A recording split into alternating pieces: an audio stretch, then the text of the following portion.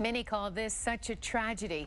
It is the story of a family torn apart by the death of a young child. 3 months ago, little Berkeley Giroux went to bed, but the 4-year-old girl never woke up. Her parents devastated, then shocked by what happened next. 7 Action News investigator Bill Proctor joins us to explain. Within days of finding their daughter dead in her bedroom, her parents, Brian and Billy Giroux, were deemed suspects in the death. The state then removed their son from their home while Jackson County authorities investigated the case. Now, 3 months later, no charges have been filed. But the 8-year-old, Brody, his young life now in limbo, is still in protective custody, and many experts are questioning whether the prosecutor is using the boy as leverage. To hear his family describe him, 8-year-old Brody Giroux is like most kids his age. He's a phenomenal little athlete already. He loves and lives to be with his friends, to go outside and play soccer, to play catch. And Brody's grandma says he loved his little sister. He was a very protective brother. But on August 7th, Brody's life changed. His little sister was found lifeless in her bedroom that summer morning. Put her to bed like every other night, covered her up, said love you, and walked out. I went in to wake her up at about 9:30 and I found her. Very much in shock, not understanding how she can be okay on Monday, and we're playing outside and shooting basketball and blowing bubbles. And then the deputy walked out and said she's gone. They say just as they were mourning the death of their little girl came another blow, this time from Child Protective Services. Your daughter's death has been ruled a homicide. Where is your son? And those were the exact words when they walked in. The state took Brody from his parents 2 weeks after Berkeley died. He was placed in foster care with strangers, and that's where he remains to this day. Here's what turned the Giroux family upside down. It's the Jackson County Medical Examiner's report. And it says little Berkeley's death was caused by asphyxiation, and the prosecutor is pointing at the parents. Brody didn't lose his baby sister. She was murdered in her bed. And either mom or dad did it. And they're the only 2 suspects in the investigation. Not only did they take Brody away, he's not allowed to see his parents while in foster care because he's considered a potential witness against his parents. The concern whether or not the 8 or 9-year-old is a res gestae witness and whether or not a child in that circumstance could be subject to coaching. Only Brody's grandparents are allowed supervised visits with him once a month. He obviously misses mom and dad and his family, his routine, his dog, sleeping in his own bed at night. While Brody waits, the wheels of justice move slowly. The prosecutor wanted to conduct her own polygraph, but the parents, based on the guidance of their attorney, contracted their own lie detector test from a respected state polygraph expert. With that, they say they've done everything to cooperate with the investigation. We've done all the things they've asked us to do. We took polygraphs. We paid for the polygraphs out of our pocket. Okay? Passed with flying colors. The couple also had another pathologist review the case, and he doesn't think it was murder. In his report, Dr. Bader Casson writes, quote, "I was surprised to find that the manner of death was called homicide," unquote. Casson also was surprised that the Jackson County Medical Examiner made his ruling without having the child's medical records or the police report. Brody's parents suspect their daughter's death may have been caused by an ongoing condition called febrile seizures. These seizures are fairly common among kids under 5, and they typically stop on their own. But could such a seizure have caused little Berkeley's death? The chief pediatric neurologist at Detroit's Children's Hospital says yes, if a fever is involved. And those are really a form of epilepsy that is brought out by a fever. And then that's really epilepsy. And epilepsy can cause death in sleep, yes. The Giroux say Berkeley did have fevers like this in the past, but not in the hours preceding her death. Still, they and their attorney believe Brody is now being held hostage to pressure them to confess to murdering their daughter, a crime they say they didn't commit. It's horrendous, the abuse of power and authority that's occurred here through the prosecutor and the Department of supposed to be protective services. Stanley Sala is the couple's attorney. They really don't have anything. They're grasping at straws. And then the threat in the answer to the motion that says, we're going to keep Brody until you give us what we want, is unbelievable. And what they want is? They want somebody to admit to a crime that didn't occur. Brody's parents insist they did not harm their daughter and desperately want their son returned home. Our son is with strangers. We can't see him. We can't hold him. We can't talk with him about his sister's death. We can't reassure him. While they wait for Brody to return, the Giroux have kept his bedroom and their daughter's just as they were before they were gone, except now those rooms are quiet and still. So what does the prosecutor say? Well, they flatly deny using Brody as a confession tool. Next week, the Giroux will be back in court. This time, they will be going up against the Department of Human Services. The state has filed an abuse and neglect case to keep Brody from going home for good. Bill Proctor, Channel 7 Action News. Well, just 34 hours after a 7 Action News investigation exposed serious flaws in a prosecutor's case against a Jackson couple, their 8-year-old son is back home tonight. The boy was taken from his parents 2 weeks after his little sister died in her sleep. The parents were accused of killing their daughter. 7 Action News investigator Bill Proctor joins us now with a very happy reunion. Bill? It was, in fact, a happy reunion. The family reunited at the little boy's elementary school this morning. His mom now recalls that very special moment. And I walked out into the hallway to look for Brian, and Brody was walking up the ramp, and it was just so surreal to see him. You know, like I haven't seen him, and he just looked beautiful. It's the first time in 71 days that the Giroux family is at home and together.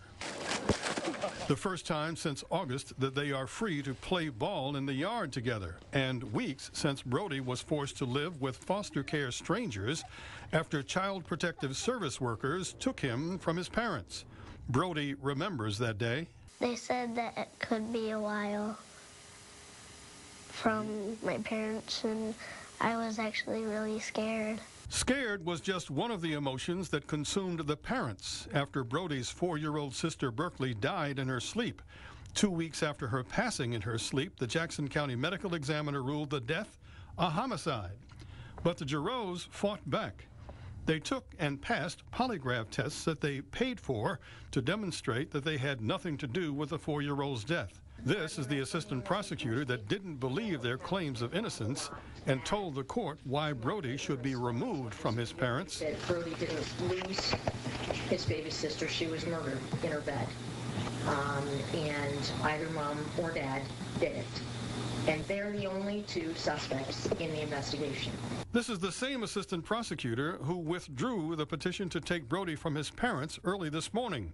And a short time later, Brian and Billy went to the 8-year-old's elementary school to take him home after a long ordeal. The Giroux family had been separated for 71 difficult days. They clearly missed Halloween, but now they're planning for a very happy Thanksgiving together. And I'm sure still grieving the loss of their little girl. Is Child Protective Services admitting any blame in this? Absolutely not. They think that they moved responsibly, mainly because of that one report that said homicide instead of indeterminate. At least 2 other reports now say indeterminate is the cause of the child's death. And at least the family's back together tonight. That's a very happy ending. Thanks, Bill, for following this story to the end. They are indeed. All right. I don't know how to process it. I still don't know how to process it. Very much in shock. A family broken by their daughter's death. 7 Action News investigators are the only ones there as the family's nightmare returns to court for a rare hearing. It was a 7 Action News investigation that got results for a Jackson couple accused of killing their little girl. After the county medical examiner ruled the death of 4-year-old Berkeley Giroux a homicide, the state put the couple's 8-year-old son in foster care. Then, just days after our story aired, raising serious questions about the medical examiner's report, the couple got their son back. But their nightmare didn't end there. 7 Action News investigator Bill Proctor has been on the story from the start. And Bill, what has been going on with this case? Witnesses testified in a courtroom earlier this month before what is called a special coroner's inquest. It's a rare hearing where a panel of 6 jurors decide whether the Jackson County medical examiner's decision was right or wrong when he called little Berkeley Giroux's death a homicide. 7 Action News was the only media there for the 2-day hearing. Asphyxia is really It's the underlying basis of a lot of deaths. Dr. Patrick Cho is the Jackson County medical examiner. He ruled 4-year-old Berkeley Giroux's death a homicide. And at the 2-day hearing, he stuck to his ruling, despite strong testimony from another medical expert who contradicted him, and his admission that he didn't find the kind of evidence that would support his own ruling that Berkeley suffocated. There were no injuries. No gross injuries that I could see, grossly visible to the naked eye. But first, here's how the whole nightmare got started for the Giroux family. I don't know how to process it. I still don't know how to process it. Very much in shock. On the morning of August 7th, little Berkeley's dad found his daughter dead in her bed in their Jackson area home. Then Cho ruled the cause of death a homicide, stating the child specifically died from asphyxiation. About 2 weeks later, August 22nd, Brian and Billy Giroux were hauled into court with the prosecutor calling them murderers, although the couple was never charged. That Brody didn't lose his baby sister. She was murdered in her bed. And either mom or dad did it. The judge ordered Child Protective Services to place 8-year-old Brody Giroux in foster care. Then, October 19th, medical examiners at Sparrow Hospital gave the prosecutor a scathing second opinion, saying the county examiner's conclusions were wrong and that no one can determine how Berkeley Giroux died. On Tuesday, October 30th, our 7 Action News investigation raised questions about the case, including that the parents passed a polygraph and that Dr. Cho never reviewed Berkeley's medical records showing that she had a history of febrile seizures. That is critical because an expert at Children's Hospital told 7 Action News that a child could die from those kind of seizures if they also had a fever. 2 days after our report aired, the Giroux's 8-year-old son Brody was returned to his parents. That was November 1st. Incredibly, the long ordeal for this family wasn't over. On December 7th, the county prosecutor called a rare coroner's inquest, where a judge and jury would decide if the medical examiner's decision was correct. Do you solemnly swear firm testimony given this matter to be the truth, so help you God? About a dozen witnesses testified, including Dr. Cho, who defended his ruling that the death was a homicide. Actually, I did not have access to the records prior to the autopsy. Dr. Cho admitted that he, at first, failed to review Berkeley's medical history of febrile seizures, but he stood by his ruling on Berkeley's death. It was asphyxia. So if there's a low oxygen state that's suddenly applied to me, my brain is going to take over and I will thrash, I will do whatever to get oxygen back. There would be signs of struggle.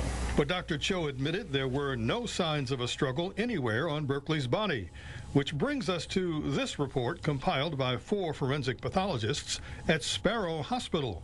They were appalled by the homicide conclusion, as their director, Joyce DeYoung, testified. There were no injuries to her.